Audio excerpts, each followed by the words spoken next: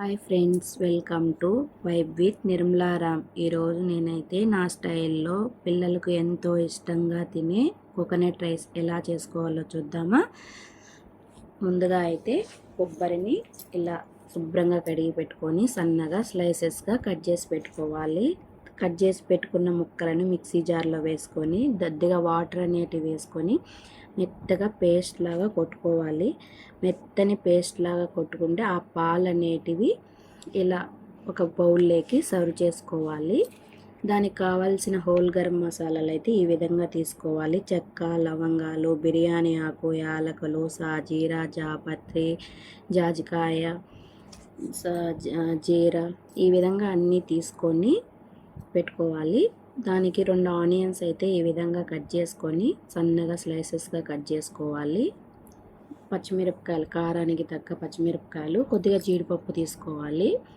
Bowl అనేది పెట్టుకొని కొద్దిగా బటర్ కానీ కొద్దిగా నెయ్యి కానీ వేసుకోవచ్చు. నా దగ్గర నెయ్యి లేదు కాబట్టి నేను బటర్ వేసుకున్నాను.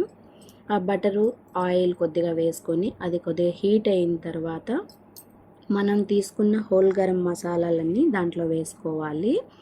అవి వేసుకొని కొద్దిగా వేగిన తర్వాత మనం కట్ చేసి పెట్టుకున్న ఆనియన్స్, జీడిపప్పు, పచ్చిమిర్చి వేసుకొని బాగా కొద్దిగా వేయించుకోవాలి. బాగా కొంచెము కలర్ వచ్చేంత వరకు వేయించుకోవాలి. అది వేగుతున్నప్పుడు కొద్దిగా సాల్ట్ వేయడం వల్ల ఆనియన్స్ అనేటివి తొందరగా మగ్గుతాయి.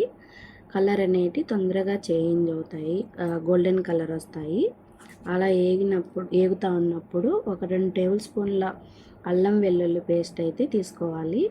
అది తీసుకొని వేసుకొని అది పచ్చివాసన పోయేంత వరకు బాగా వేయించుకోవాలి. తర్వాత ఒక కొంచెము పుదీనా, కొత్తిమీర ఈ విధంగా కడిగి పెట్టుకొని దాంట్లో కొద్దిగా వేసుకోవాలి. అది కొంచెం బాగా వేయించుకోవాలి. వేయించుకున్నప్పుడు వేగుతూ ఉన్నప్పుడు మనము ఒక 2 టేబుల్ స్పూన్ల ధనియాల పొడి అయితే తీసుకోవాలి. దీంట్లో మసాలా అనేది ఎక్కువ ఉండదండి. మన ఈజీగా సింపుల్గా చేసుకోవచ్చు. పిల్లలు కూడా పెద్దలు కూడా ఎంతో ఇష్టంగా తింటారు. హెల్త్కి కూడా చాలా మంచిది. మనం మామూలుగా కొబ్బరి ఇలా తినాం కదా, మామూలుగా ఈ కోకోనట్ రైస్ ఈ విధంగా ఈ పాలతో చేసుకోవడం వల్ల టేస్ట్ అనేది చాలా అంటే చాలా బాగుంటుంది. ఒక గ్లాస్ రైస్కి 1.5 గ్లాస్ వాటర్ అయితే ఈ విధంగా తీసుకున్నాను. నేను బాస్మతి రైస్ వేసుకున్నాను. మామూలు రైస్ అయితే ఒక గ్లాసుకి 2 గ్లాసులు వేసుకుంటారు. బాస్మతి రైస్ అయితే ఒక గ్లాసుకి 1.5 గ్లాస్ అయితే వాటర్ అయితే వేసుకుంటారు. ఇలా వేసి బాగా వాటిని మరిగేంత వరకు ఉండిచ్చి ఆ మరిగిన తర్వాత మనం ముందుగా కడిగి పెట్టుకున్న రైస్ని అయితే దాంట్లో వేసి కలుపుతూ ఉప్పు అవి చూసుకోవాలి. అవి వాటర్ అంతా బాగా దగ్గరికి వచ్చేంత వరకు చూసుకొని తర్వాత దానికి దమ్ అనేది పెట్టుకోవాలి. దమ్ పెట్టుకొని ఒక 10 నిమిషాలు అలా దమ్ పెట్టడం వల్ల రైస్కి ఉండే వాటర్ అంతా ఇంకి టేస్ట్ అనేది చాలా బాగుంటుంది. దానికి కాంబినేషన్ చికెన్ కర్రీ ఎలా చేసుకోవాలో చూసేద్దామా. ముందుగా అయితే 1 కేజీ చికెన్ని ఇలా శుభ్రంగా కడిగి పెట్టుకోవాలి. తర్వాత దాంట్లో కొద్దిగా పసుపు, ఉప్పు, కారం, ధనియాల పొడి, గరం మసాలా, అల్లం వెల్లుల్లి పేస్టు, పెరుగు 3 టేబుల్ స్పూన్లు. పెరుగు వేసుకోవడం వల్ల టేస్ట్ అనేది చాలా బాగుంటుంది. గ్రేవీ అనేది బాగా థిక్గా వచ్చి టేస్ట్ చాలా అంటే చాలా బాగుంటుంది. పెరుగు వేసుకోవడం వల్ల ఆ ఫ్లేవరే వేరుగా ఉంటుంది. కొద్దిగా ఆయిల్ వేసి వాటిని బాగా కలుపుకోండి. దాన్ని 10 నిమిషాలు బాగా మ్యారినేట్ చేసి పెట్టుకొని 10 నిమిషాలు పక్కన పెట్టేయాలి. ఆ చికెన్ని ఎంత బాగా నానితే ఆ ముక్కకి దాని ఫ్లేవర్ అనేది, ఉప్పు, కారం అనేటి దానికి బాగా పడతాయి. అలా పట్టేంత వరకు పక్కన పెట్టుకోవాలి. 10 నిమిషాలు కానీ 10 నిమిషాలు కానీ అలా పక్కన పెట్టుకోవాలి. దానికి కర్రీకి కావాల్సిన ఇంగ్రీడియంట్స్ అయితే ఈ విధంగా తీసుకోవాలి. ఆనియను, టమోటా, పచ్చిమిరపకాయలు ఈ విధంగా సన్నగా స్లైసెస్గా కట్ చేసి పెట్టుకొని తర్వాత అయితే ప్యాన్ అనేది పెట్టుకొని ఒక 4-5 టేబుల్ స్పూన్ల ఆయిల్ వేసుకొని మనం కట్ చేసి పెట్టుకున్న ఆనియన్స్, పచ్చిమిరపకాయలు వేసి కొద్దిగా సాల్ట్ వేసి కొంచెం పసుపు బాగా వేసి బాగా వేయించుకోవాలి. వాటిని కలర్ వచ్చేంత వరకు బాగా వేయించుకోవాలి. సాల్ట్, పసుపు వేయడం వల్ల కొద్దిగా కలర్ అనేది తొందరగా చేంజ్ అవుతాయి. అలా చేంజ్ అయిన తర్వాత ఒక టేబుల్ స్పూను ఆల్రెడీ మ్యారినేట్ చేసి పెట్టేటప్పుడు అల్లం వెల్లుల్లి పేస్ట్ వేసాం కదా, మామూలుగా ఒక టేబుల్ స్పూన్ వేస్తే చాలు. ఒక టేబుల్ స్పూన్ అల్లం వెల్లుల్లి పేస్ట్ వేసి పచ్చివాసన పోయేంత వరకు బాగా వేయించుకోవాలి దాన్ని.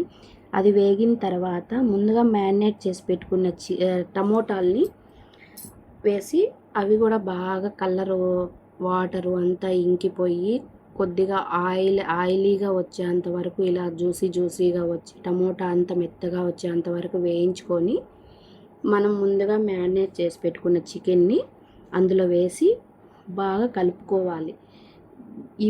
ఈ చికెను ఇలా మ్యారినేట్ చేసి పెట్టుకోవడం వల్ల టేస్టీగా ఉంటుంది, బాగా జ్యూసీగా కూడా ఉంటుంది. ఒక 5 నిమిషాలు ఇలా కలుపుకున్న తర్వాత మనం కొద్దిగా వాటర్ అనేటివి వేసుకోవాలి. మనకి గ్రేవీ కొద్దిగా కావాలి కాబట్టి కొద్దిగా వాటర్ వేసుకోవడం వల్ల ఆ ముక్కకి ఆ గ్రేవీ బాగా వస్తుంది.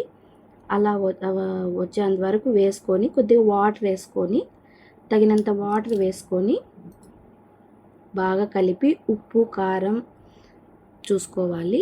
లో ఫ్లేమ్లోనే పెట్టుకోవాలి, హై ఫ్లేమ్లో పెట్టకూడదు. లో ఫ్లేమ్లో పెట్టి 15 నిమిషాలు అప్పుడప్పుడు చూసుకుంటూ ఇలా కలబెట్టుకోవాలి.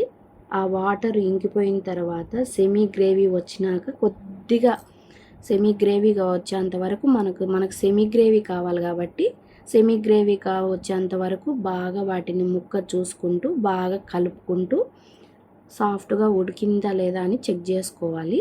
తర్వాత ఫైనల్ ఈ విధంగా అయితే కొంచెం ఈ వాటర్ అంతా ఇంకిపోయి ఇలా అయితే ఆయిలీగా ఇట్లా ఆయిల్ అనేది పైకి తేలుతూ ఉన్నప్పుడు బాగా ఉడికినట్లు అలా చూసుకొని కలబెట్టుకొని ఫైనల్లీ కొద్దిగా కొత్తిమీర అయితే దాంట్లో వేసుకోవాలి.